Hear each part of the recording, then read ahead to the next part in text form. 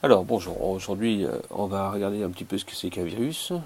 Donc un virus c'est un parasite intracellulaire obligatoire qui se multiplie dans la cellule infectée en utilisant la machinerie cellulaire de cette dernière. Autrement dit, un virus est totalement inerte lorsqu'il n'est pas à l'intérieur d'une cellule hôte.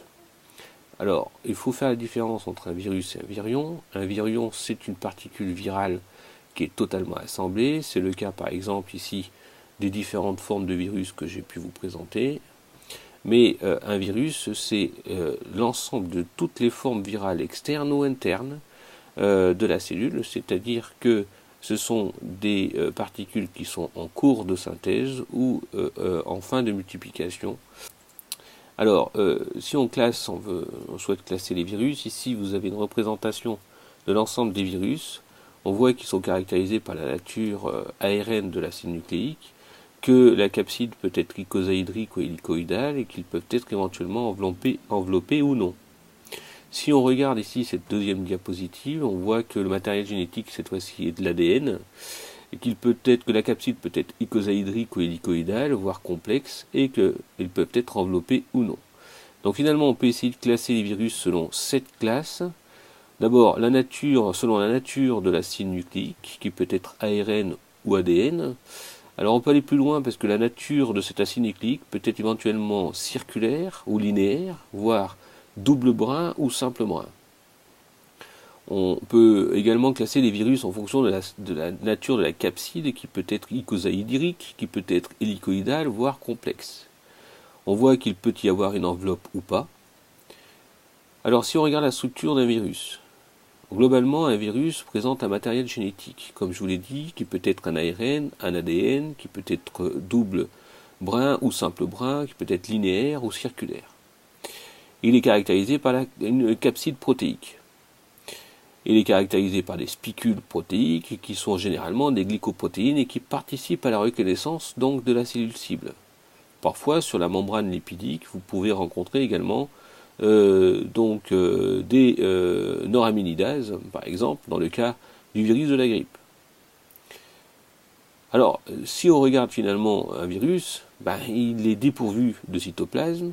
On voit qu'il n'a pas de ribosome, donc il ne peut pas synthétiser ses propres protéines. Il ne possède pas de mitochondries, donc n'a pas de possibilité de produire de l'énergie.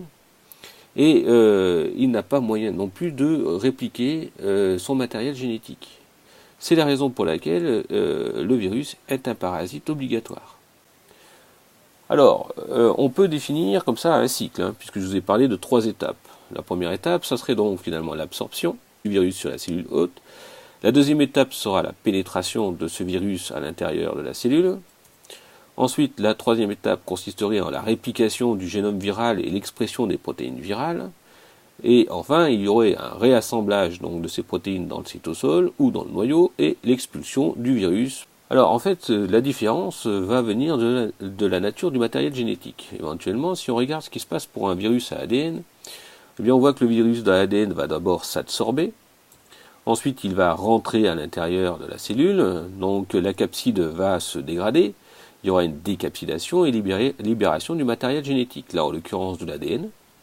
Cet ADN donc pourra être transcrit et traduit pour produire des protéines qui vont être nécessaires pour la synthèse d'un nouveau virus. Et par ailleurs, il y aura réplication de le matériel génétique, donc de façon à pouvoir préparer la formation de plusieurs virions, plusieurs virus. Donc assemblage des virions à l'intérieur du cytosol et enfin libération des particules virales néoformées. Voilà donc pour un virus ADN, voyons ce qui se passe pour un virus ARN. Dans le cas du virus ARN, dans le cas par exemple du VIH, eh bien il y a d'abord une adsorption, donc fixation du VIH par interaction protéique. Ensuite, il va y avoir fusion de l'enveloppe virale avec la membrane plasmique, donc entrée de la capside, ainsi que certaines protéines virales, donc importantes pour la suite. Décapsidation, donc libération du matériel génétique du virus à l'intérieur du cytosol. Dans le cas du VIH, l'ARN viral va être directement rétrotranscrit par une transcriptase inverse, qui est une protéine purement virale. Et l'ADN qui va être ainsi produit va rejoindre le noyau et s'intégrer dans l'ADN de la cellule hôte. Il va y avoir enfin expression de ce génome viral avec production de l'ARN viral, support de l'information génétique, et production d'ARN viral qui vont être traduits ensuite pour produire des protéines virales. Reconstitution de la capside et libération ainsi du virus par bourgeonnement et formation de nouveaux virus au détriment de la membrane cellulaire. Voilà.